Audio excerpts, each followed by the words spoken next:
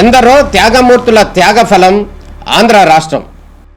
నేడు ఆంధ్రప్రదేశ్లో ప్రజలు సుఖ సంతోషాలుగా ఉన్నారా? ప్రస్తుతం ప్రజల మధ్య ఉన్న కులాల కుంపట్లు ఎవరి కోసం? చంద్రయాన్ రాకెట్ యుగంలో కూడా వర్ణ విభేదాలు దేనికి సంకేతాలు? రాజకీయ పార్టీల నేతలు ఏం చెప్తున్నారు?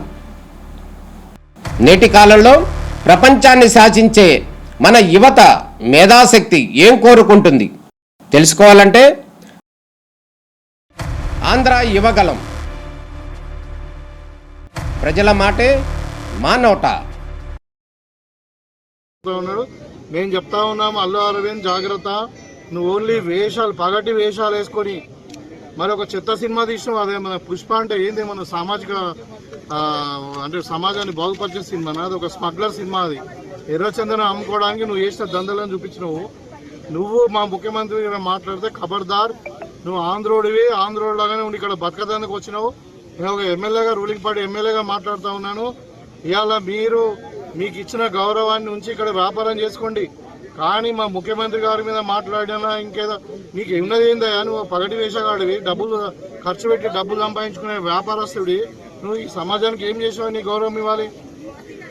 ఇవాళ చనిపోయిన వ్యక్తిని పరామర్శించే మీరు వ్యాపారం చేసుకొని బతకండి, అంతే. మీ కాంట్రిబ్యూషన్ ఏముందా తెలంగాణకు? 100% మేము హెచ్చరిక జారీ చేస్తూ ఉన్నాము.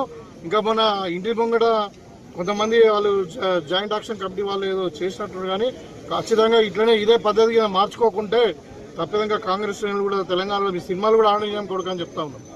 ఒళ్ళు దగ్గర పెట్టుకొని మాట్లాడు. నువ్వు చేసింది ఏంది? పర్మిషన్ లేకుండా థియేటర్కి పోయినావు. అక్కడ ఇంకా నేను చెప్తా ఉన్నా, నేను మా ముఖ్యమంత్రి గారు చెప్పలే కానీ అక్కడ జరిగిన సంఘటన ఏం తెలుసా? అక్కడ తొక్కిసలాటలో వ్యక్తి చనిపోయింది, ఒక లేడీ.